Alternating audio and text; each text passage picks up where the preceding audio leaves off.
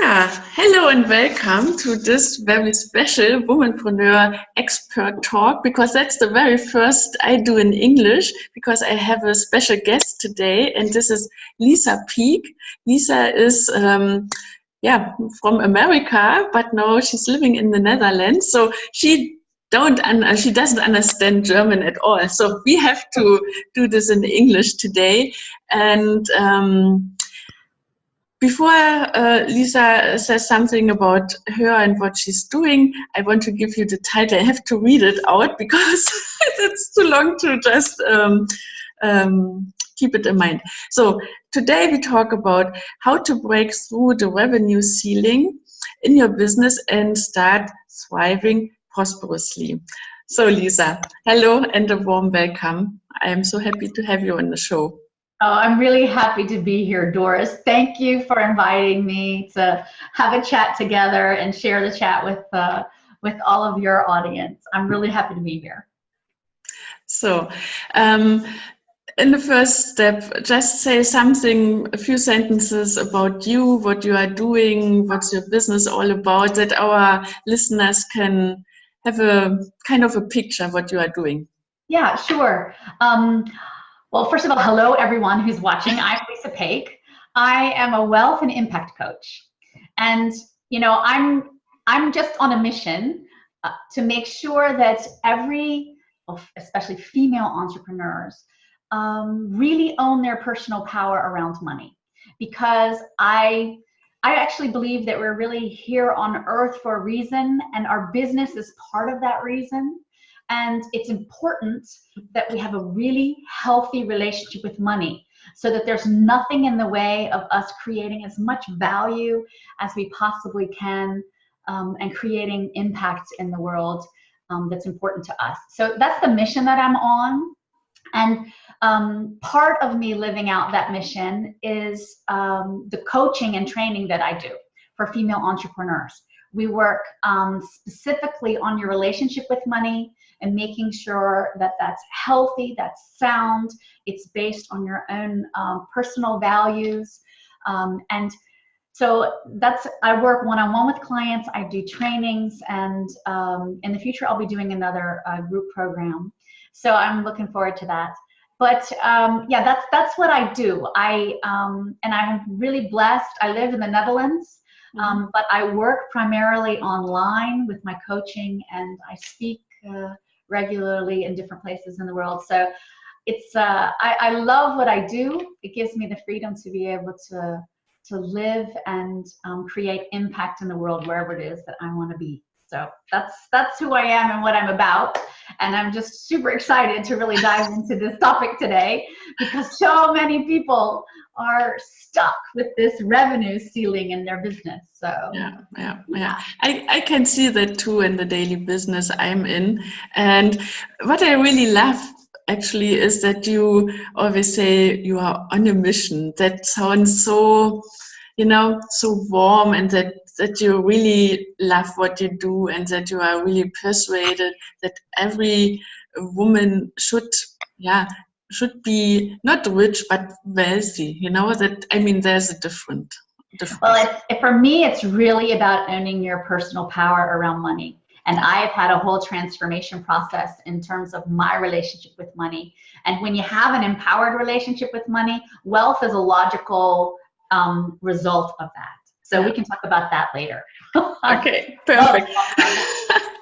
Okay, so this interview today, to wrap it up beforehand, it's for all those who feel a little bit stuck in their business, who maybe earn the same revenue again and again, year and year again, and getting a little bit frustrated about that, because if you have a vision for your business and for your life, and things don't change, there's it can be frustrating. And it's also for those who want to have abundance of money in their own life. So let's dive in. The first question: how do we get ourselves so stuck in our current financial situation? How does it come? Well, I hope you'll agree with me, Doris. We all have a relationship to money. And that might sound kind of weird. Most of us have never really thought about it, but we do. We have a relationship to it, how we interact with it, how we think about it, and how we treat it. It's just like we have a relationship with another person almost even. And, you know, how much money we actually have is a result of that relationship.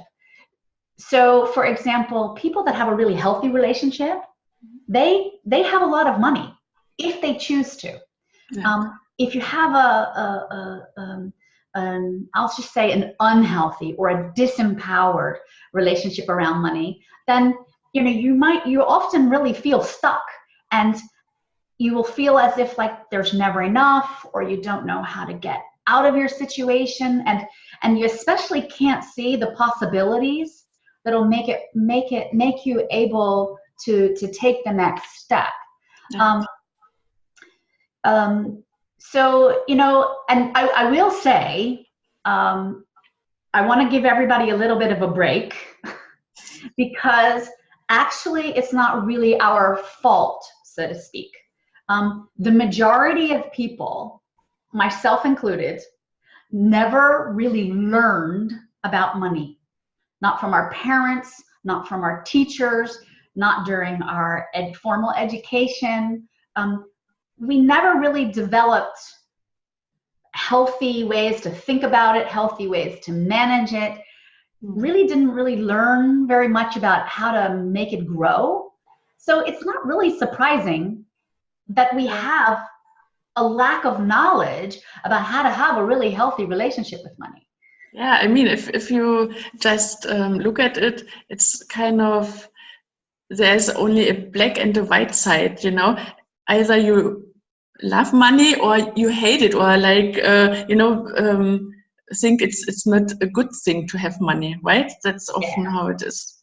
Absolutely. And you know, the way we think about money and these things, you know, this, oh, I love it or I hate it, is very influenced by everything that we have experienced around money in our lives.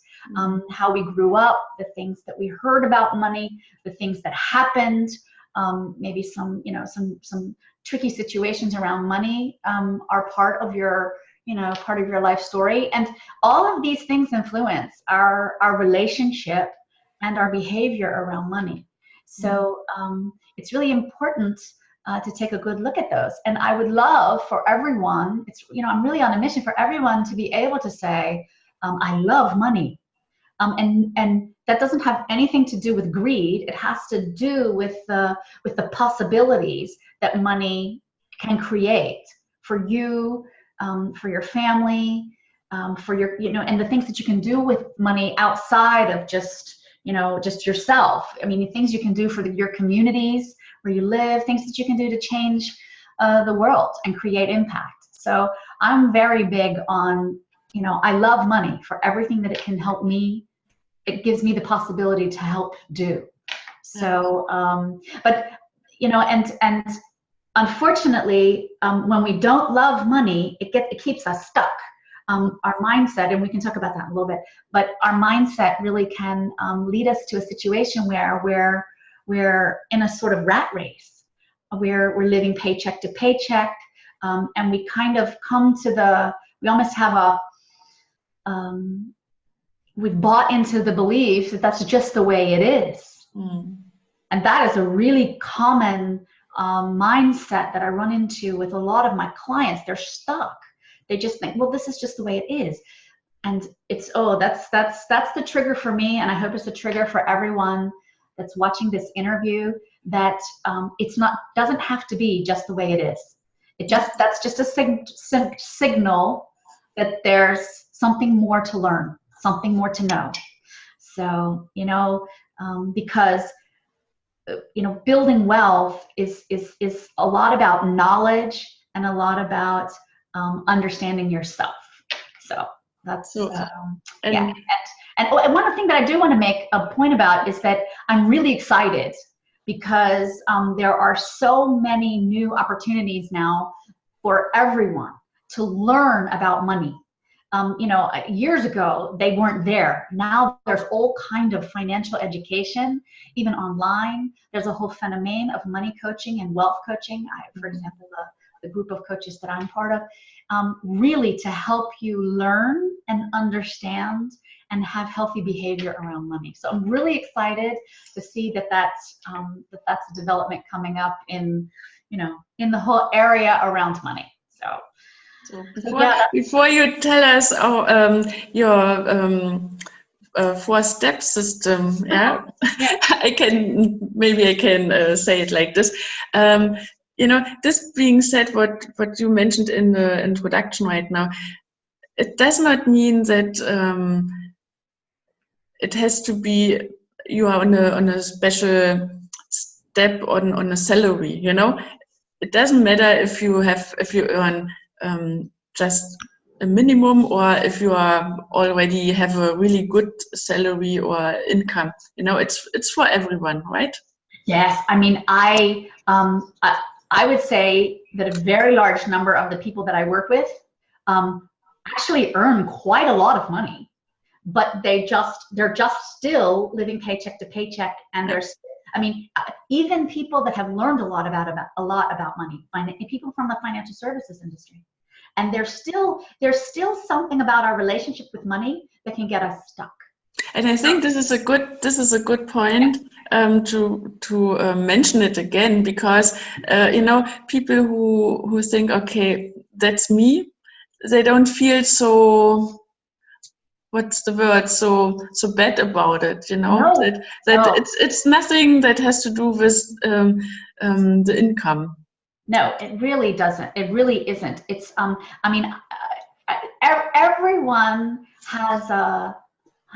everyone can improve. That's what to say. Everyone can improve their relationship with money, no matter how much money you earn.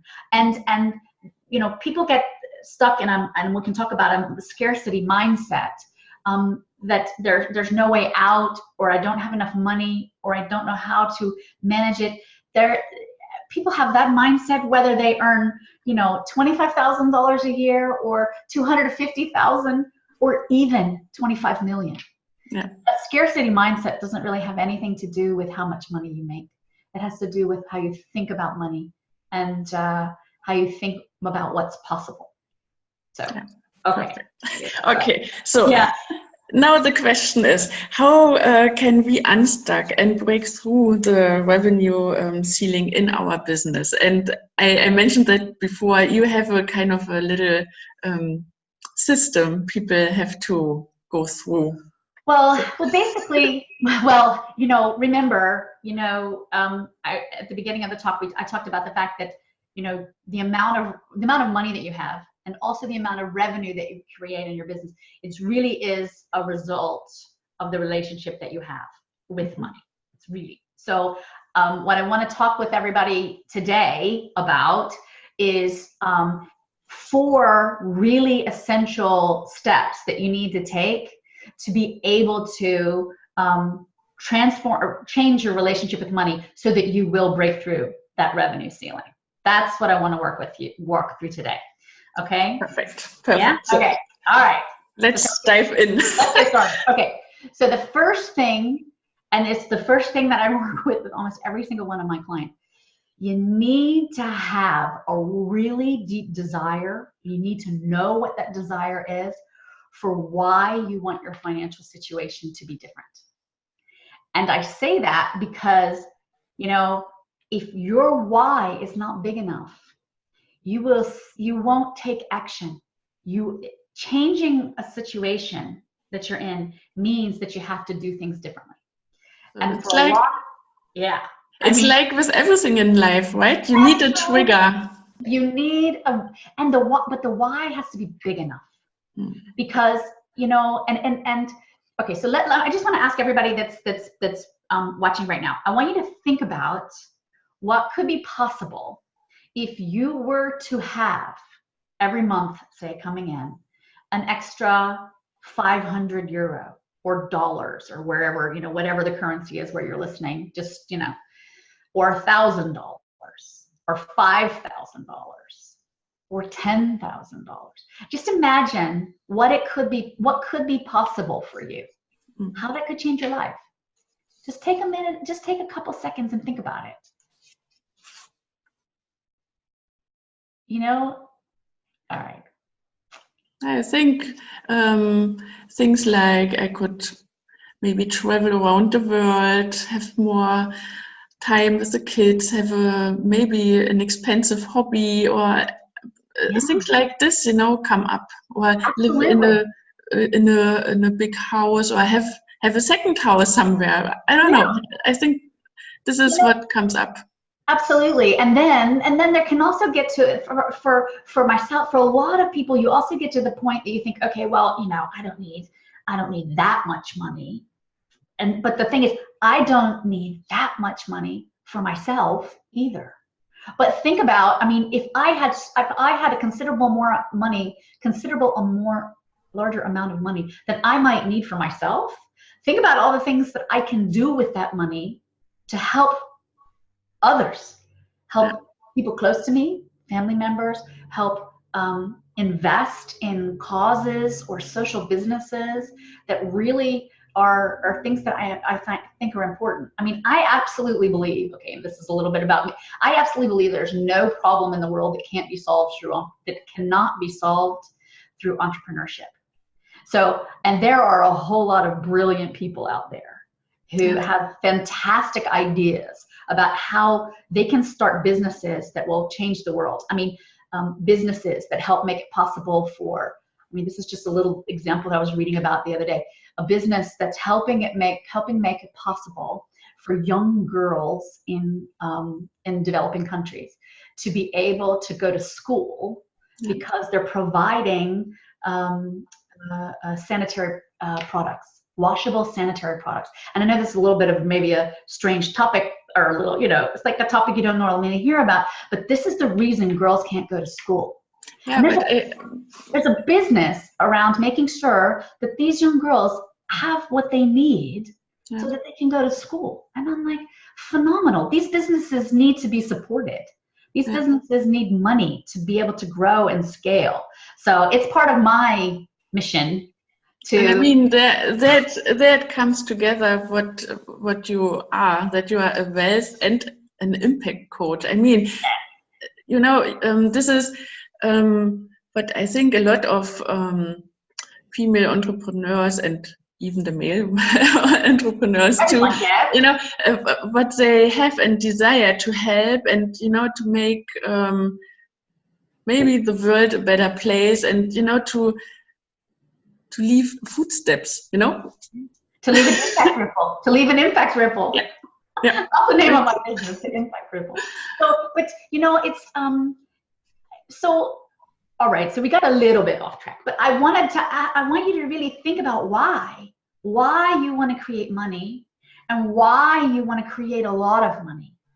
And trust me, it's a much more the ability to be able to help other people with my money is almost a bigger motivator to me than what I want to use it for myself. I love what I can be able to do for myself, but at some point I would put a cap on what I could do or what I would do if I didn't also have that external motivation to help others.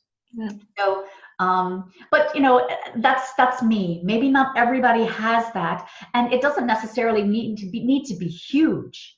I worked with a client recently, and she wanted to be able to have extra money so that she could donate to a very local organization that helped the elderly, because she just thought it was in her hometown, because she thought it was so important that they get more support because they were so short-staffed and didn't have a whole lot of resources. It doesn't have to be a huge, like, worldwide, global perspective. It can be just whatever it is that's coming from here. Okay, my video is a little bit lower, but your heart and your soul is down here. Whatever's coming from here, that's the most important thing. So, yeah. So, and you know, for every single person, it's different. Okay. So, but the big question is after that. After you've thought about it, is then again to check in and say, okay, if you decide why you want money, then the question is, okay, on a scale of 1 to 10, how important is it to you? Because if it's not a 10, you're not going to do it. So usually people say, yeah, I want to be able to take more vacation with my kids. I want to be able to pay someone to man the fort while I'm off for the 6 weeks with my kids, or that I want to be able to, like you were mentioning, I want to be able to go on vacations and travel. But for everyone's different. It just needs to be really important. That's the key thing. And it needs to be a 10, a real 10, not an 8, not an 8, not a 9. So that's not enough. Because, when things get really tough in your business, you need to be able to tune back into that reason for why you're doing it, so that you will reconnect and you'll get the energy again from why you're doing it, so that you will, because it's not always fun. Let's be honest. Sometimes, I got to do stuff in my business too. It's not necessarily the most fun thing to do. But as long as I've got that why, I want to create more revenue in my business, that pulls me through every single time. So, okay. Yeah. All right. True. Yeah. So to wrap up, pardon me?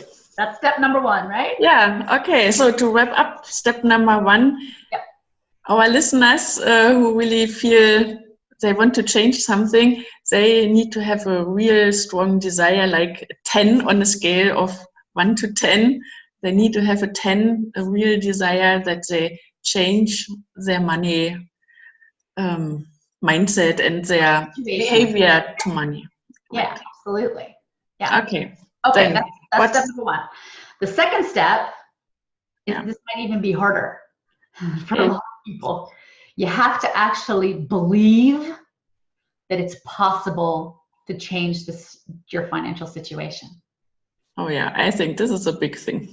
Yeah, I think this is what I spend so much time with my clients, okay? Because let me tell you, this is one of my favorite quotes in the world. It's actually from Henry Ford. But anyway, whether you think you can or you think you can't, you're right. Yeah. Okay. So, psychologists and neuroscientists, they have actually proven that our thoughts create our behavior. Yeah. And for, some people that might be strange, or like, no, I decided. Yeah, but it's actually the way you think and your beliefs that are really driving you. There's a whole a field of study called neuro-linguistic programming.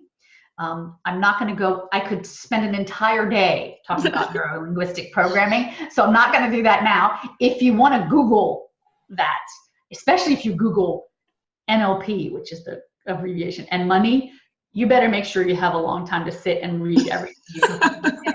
That's just a warning, okay? But just trust me when I say that these two things are directly related.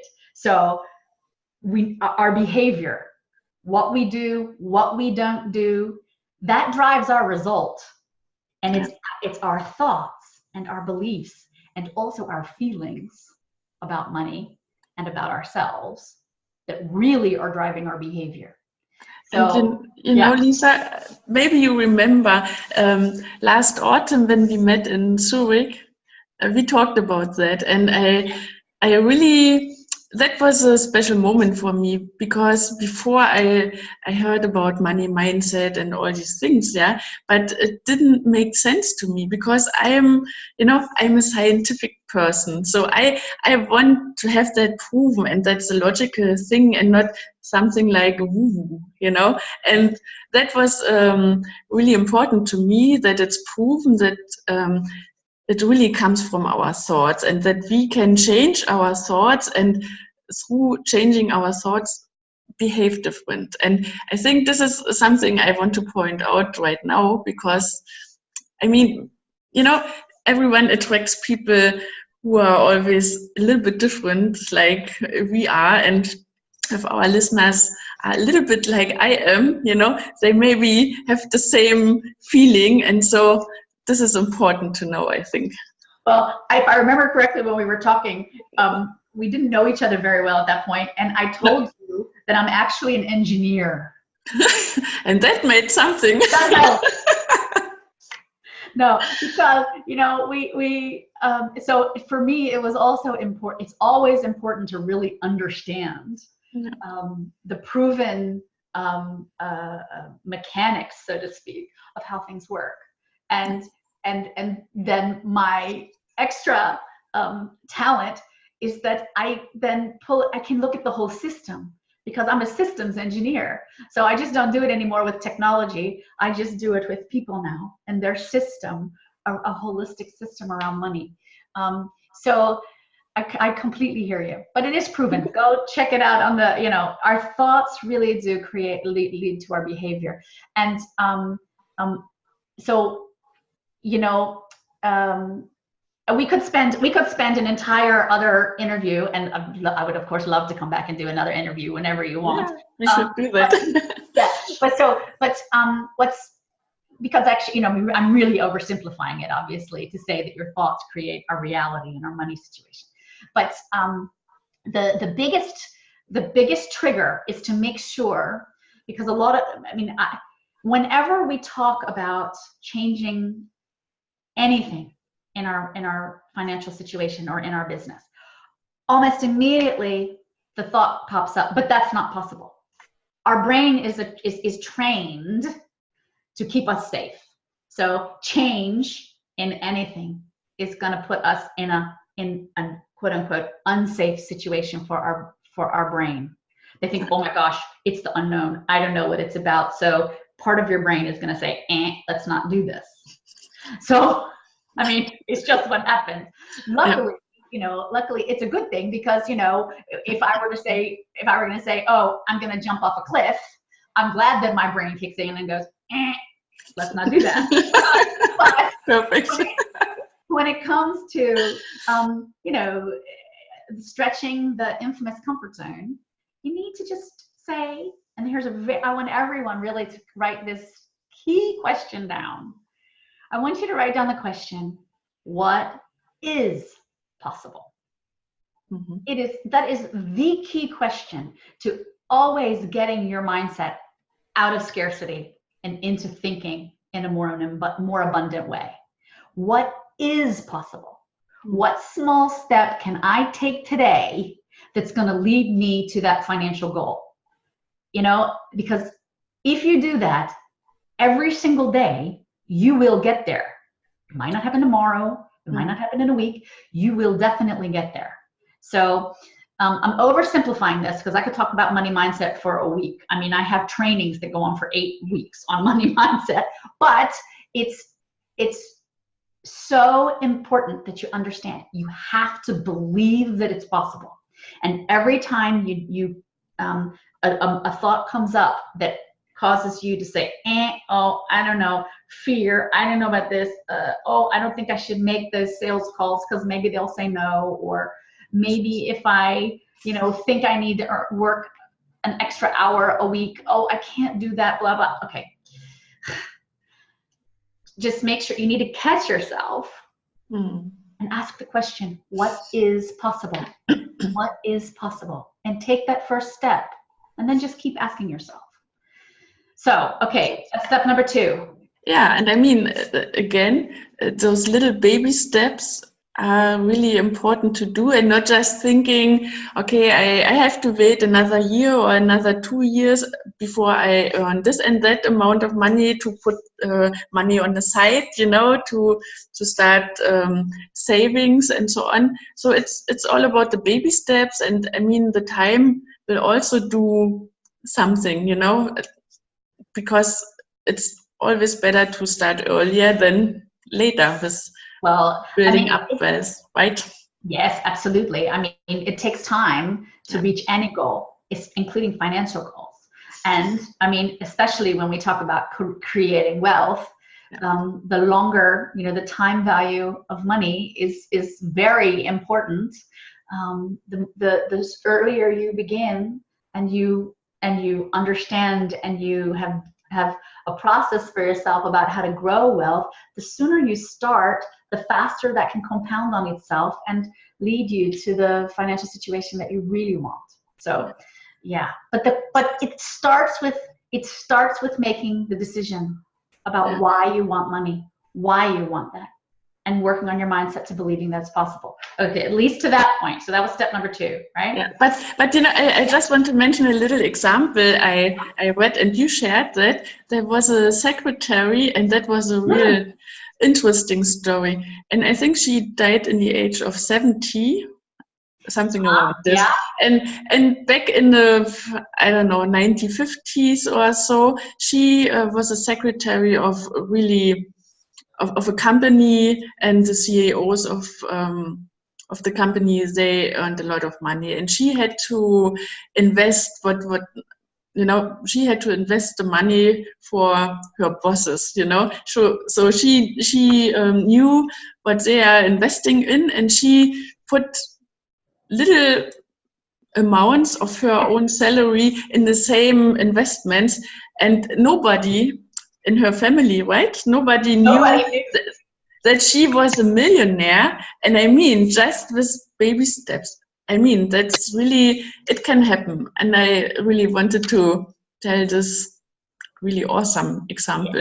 Yeah, I love that story. I love that story. And it also shows that it's, and one of my very first wealth mentors explained to me that creating wealth and starting to learn how to save and how to invest, it doesn't have anything to do with the amount of money that you're doing it with, no matter how small, even if it's $1, $10, $100. It's about the process. It's about the practice of training your mind to think as a wealth creator and really learning how that works. And we have not learned it. So it's something that you need to learn, and it takes a lot of repetition and practice in order to be able to learn and to grow and to feel like, okay, I can do this. I'm doing this. So yeah, but I love that story about the secretary. And what was it? I think she had like $7 million or something. Yeah, and something like this. I think the story's on my Facebook page somewhere. So if you scroll through, you'll probably find it. Right. So okay, then let's come to step number 3. Yeah. So okay, the third step is that you need to commit to making your business about adding more value. All right, adding value, because a lot of times we get so caught up in the day-to-day what goes on in our business that we forget that the amount of revenue that we generate is directly proportional to the amount of value that we're providing for our market. Okay, I mean, you know, we just get so hung up. So you have to keep it. So really, please, this is an essential question. Ask yourself every single day, how can I add more value for my customers or my market?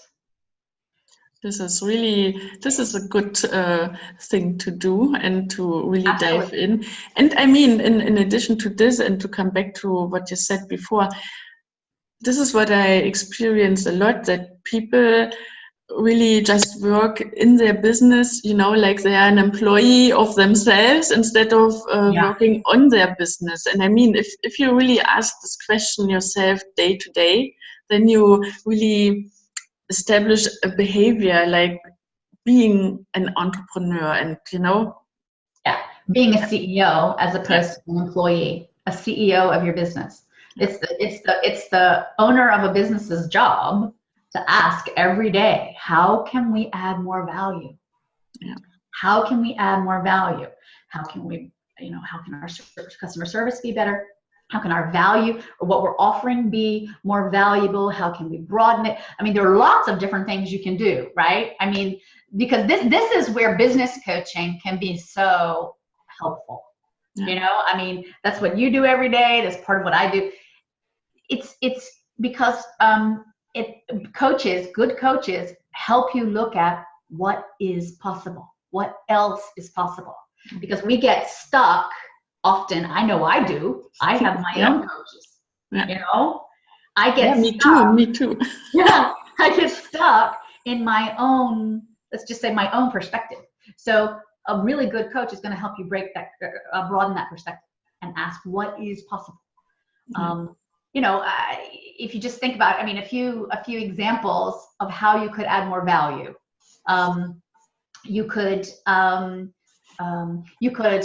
a new product to your service offering for your clients. You could, I mean, there's hundreds of things. I mean, you could serve more customers. That's adding more value to your market, right? Yeah. You could also, for example, be a partner with someone who offers a complementary service. Like for example, in your business, you probably could have complementary services with a lawyer, or with a notary, and that you have agreements with those other colleagues that, you know, you get some sort of revenue or some sort of fee compensation for referrals. That's adding value to your customers. It does not have to be that complicated. And I mean, this is an interesting point, because to tell you the truth, you know, I often refer to a lawyer or someone like this, and I don't want to have a fee for this. Yeah. And once when I got a project from another colleague, it was a coach. It was a coaching project, and she wanted to have 10%, and I really thought, what the hell does she want? You know, that was something so new to me, and I thought, no, that can't be true, right? And I mean, right now you say it, that this could be a way, you know, to handle it. And I mean, if you obviously look at it, it's a win-win-win situation, right?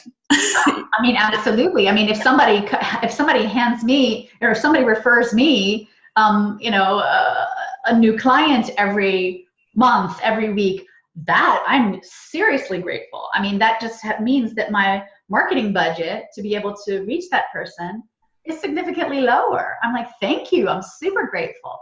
I actually include that in part of what in my budgeting for the year or for the quarter. Yeah. So it's and you know, referrals are often the best clients you can get, because the person referring you knows you.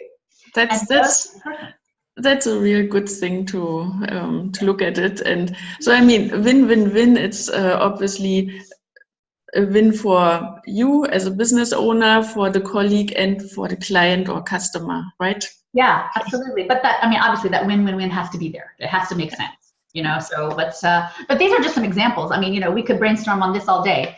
But you know, I think the one thing that really comes across maybe from time to time is this scarcity mindset, right? That we think, okay, if I refer to a colleague, you know, maybe he's working in the same branch, but not doing exactly what we do, you know, it's kind of an add-on, but there's still the scarcity mindset that you say, okay, then maybe the client is not my client anymore, whatever, you know, and that's, maybe you want to say something about that.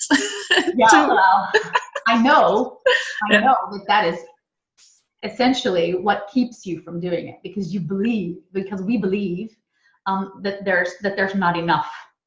There's not. It's part of our scarcity culture, in our scarcity mindset in our culture. We're constantly being given the impression that there's not enough. There's not enough clients. There's not enough money. There's not enough. I mean, just fill in the blank. When really that is not true. There are hundreds of thousands of people that could need your service. Yeah. It's more a positioning and a marketing thing to be able to reach them than the fact that they're not there. Yeah. So, you know, I mean, and I also know, for example, I mean, there are thousands of other money coaches, for example. And I know that I'm not the right coach for every single person. And I will happily refer someone to a colleague that I think, oh, that's going to be a better fit. Because if it's not a good fit, it's going to be a difficult coaching situation all the way around. And I want to work from a place of that the interaction is healthy. So, but that's my mentality, because I know that there are enough. And it's my job to go out and make sure that I'm demonstrating my value to my ideal client, so that they can see that I can help them, that I can add the value. That's my responsibility. It has nothing to, there are hundreds of thousands of people out there, maybe millions, who could use my services. Okay, might have to work on that, how I could serve 1 million people, but that's a different story. I mean, let's let 1 million people watch this video, and then I've served 1 million people, right? Okay, anyway. Yeah. Okay. So, step number 3 is really add value to your business day to day, and really think what you can do better to improve. Yeah, every day. Make that the focus. How can I add value to my clients and my market every single day? And then take steps to be able to do that. Absolutely. Perfect. Okay. Now the fourth one might be a little kick in the pants for some people. Okay. And I mean it lovingly. You have to act like the boss of your money every single day. Yeah. Ooh, I like this. Yeah. This is kind of thing I do and I want my clients to do, but I think it's really hard to get it in the heads of people. So you can't say it often enough. No, I can't say it often enough. And I know how this comes. I know how it comes. It happens because there's something about money for many, many, many people, until you've worked through your relationship with money. There's something about everyone's relationship with money that for many people makes us want to avoid it, or there's some element of fear around it, as if money is bigger than we are, or it has some power over us. Trust me, I have these conversations with you, and it's not weird. It's the way our society has been culturally, money has been culturally ingrained in our Western civilization. It's as if money is this huge big thing and we have to look up to it and we're so small. But money, so here's I'm going to help you at least break through this right now. So money is innate.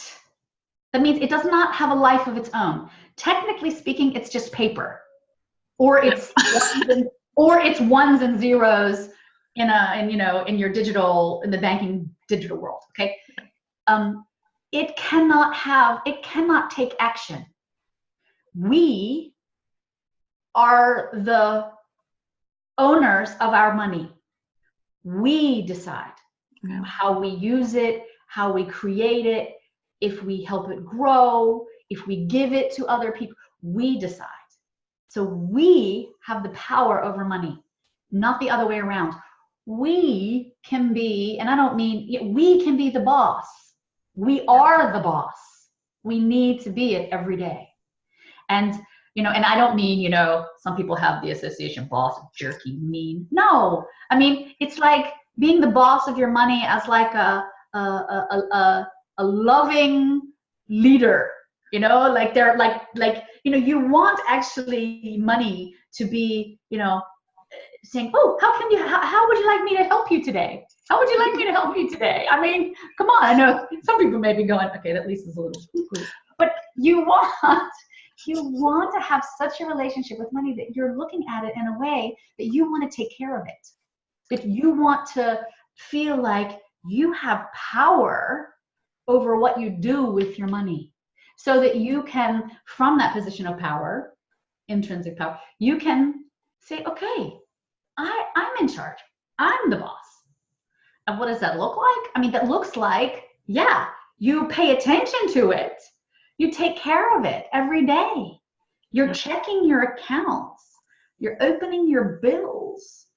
Once a week you're checking, have all my invoices been paid? Or if someone else helps you do that in your business, you at least get the list every week of things that maybe aren't going, paying people that haven't paid, or that situation, that you're really on top of it. Yeah. That you have a cash flow prognosis for the year, for the month, for the quarter, for the month, and that you're on top of it. That, if you haven't, that's going to make you feel powerful. That's going to make you feel like you have, that you are the boss around money. So, yeah. Okay, I've been up on a high. Yeah, but I think this is a real phenomenon because a few clients who come to me, the first thing what they tell me is, okay, I don't like numbers so much, I'm a little bit afraid. I almost never watch them, I mean, that's exactly what you say right now, Absolutely. Yeah. I have the same conversations every with a lot of clients, not with all of them, with a lot of them. And it, unfortunately, a lot of us have grown up in a situation where we have been telling ourselves for a very long time, I'm not good with numbers. I'm not good with money. I should just let somebody else take care of it because they know how to do it better. I don't want to have anything to do with it. But let me tell you, no one else can take better care of your money than you. No one else can be the boss of your money other than you. And I mean that full of love. And it doesn't mean that you have to know all the nitty-gritty about everything that happens. At a certain point, when you have found people that you really can trust, that can also help you take care of it when it gets to a point where it's where your wealth is larger than you can manage on your own. It's already through the revenue ceiling. Yeah, then you're through the revenue ceiling. Yeah, but you can have a revenue ceiling that's stuck at $2 million. Yeah. The same 4 things that I just mentioned are true whether your revenue ceiling is stuck at $50,000 a year, $500,000 a year, $5 million a year. Exactly the same. And that's why, like you mentioned at the beginning, your mindset around money has actually nothing to do with the amount of money that you have. It has to do with your relationship and whether or not you really fully own your personal power around money. Yeah. And I mean, what you said, watch the money every day, every single day, be the boss.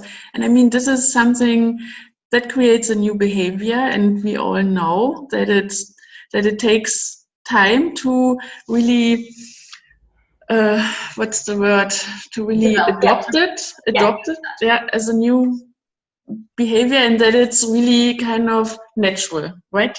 So absolutely. And that's why surrounding yourself with people, a coach or a group, maybe a coaching group, maybe a mastermind group, surrounding yourself with people who also have the explicit intention to be the boss of their money, to create wealth, to create impact.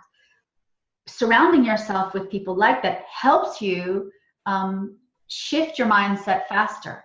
Helps you can talk about things. You say, oh, how do you do this? Oh, how do you do that? It helps you make that shift in behavior a lot more quickly and more successfully. So, yeah. Such a group, we both know it because we know each other through a mastermind group. Such a mastermind group, this is really kind of a business family, and it really, it has to do with trust. And I mean, here in Germany, no one wants to talk about the numbers and, all these things, all about income and things like this. But as you told us right now, it's important to grow in this direction. And I mean, this is a good idea. I mean, of course, to work with a coach, but on the other hand, to go in such a close group where income and revenue and all these things are maybe shared openly, that you have an idea what other can do, so you really feel if they can do it, I can do it, right? Exactly. And that's the most inspiring thing ever, when you see someone who has taken the step by step by step. That's, you know, especially in my groups or in my coaching. I mean, when you see someone that's really like, oh, they take it step by step by step and they break through that revenue ceiling, or they get to their next financial goal, it's really inspiring. Mm-hmm. And that helps. Remember step number 2. What was step number 2? That you believe that you can do it.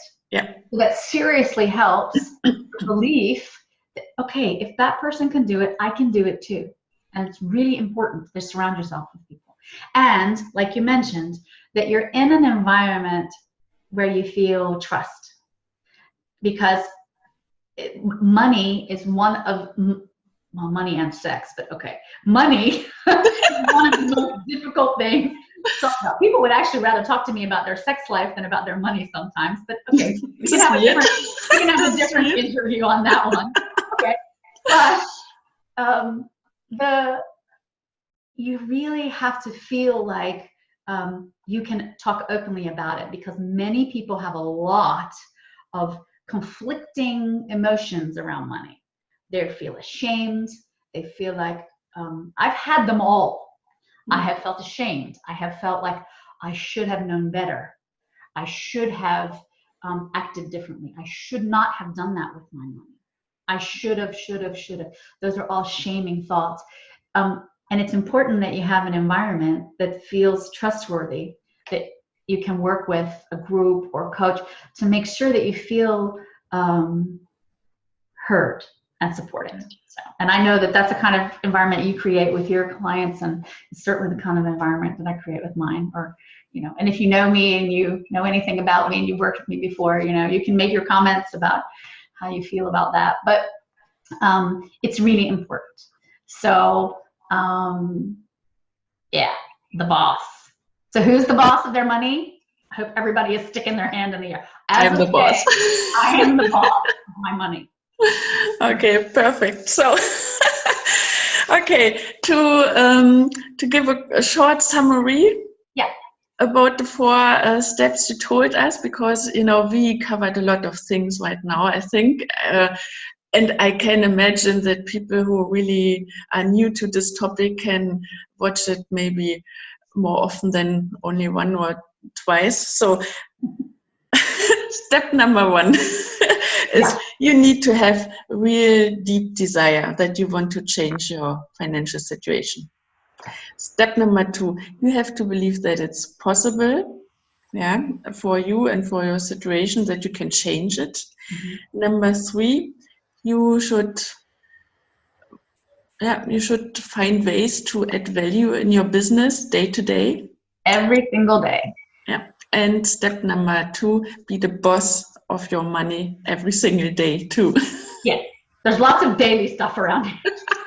Yeah, but I mean, that's what we are all business owners, right? So yeah, money needs to be front of mind every single day, and not necessarily the dollar value, but absolutely the creating value. The creating value, because the creating value leads to revenue. There's no other way about it. There's no other way around it. So, okay. Okay. So, but well done. Should I mention what you prepared? Yes, but one thing before we leave. This is what I ask. It's really important. Before everyone, finishes this interview, I want you now to make a conscious decision for what is the next step you're going to take to become the boss of your money, so that you will break through your your revenue ceiling. I want you to make a decision. What's the next small step that you're going to take today, preferably? You've actually already taken one step today. You've watched this video. So kudos, congratulations to you. You've already taken one step today. So maybe based on what you learned today, you can decide what is the next step going to be, and decide and do it. Yeah, and I mean, if you really, if you are clear about that, the first next step, you can say, then we would be happy if you share it with us right below the video, and that would be also very inspiring for others who read that, right? Absolutely. Absolutely. So please share with us, what is the next step you're going to take today or by the end of the week? Give yourself a couple days if you need to. But definitely, what's the next concrete step? And commit to yourself and to us and to everybody reading the comments that you're going to do it. Okay? Perfect. Cool. So, right. And Lisa brought something with her. So she created a money power checkup. And so I will link to it above the video. And yeah, you can download it for free and learn more about money power, money mindset. And do you want to add a sentence or two? What people can expect? Yes, what you can expect. I talk a lot about owning your personal power around money. So basically what I created is a checklist of ways you can test for yourself whether or not in every aspect of your life and your business, whether you are owning your power around money. And it's a fantastic way to see, okay, this is going really well. These parts are going really well. And here's some areas where I need to pay more attention. And in the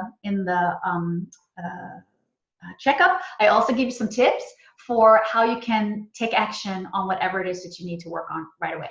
So perfect. It's my gift to you. I wish when I had started working on my relationship with money, I wish that I had this systematic view of how you need to own your power around money. And it wasn't there. So with everything that I have learned, I have created it so that people don't have to piece the puzzle all together by themselves.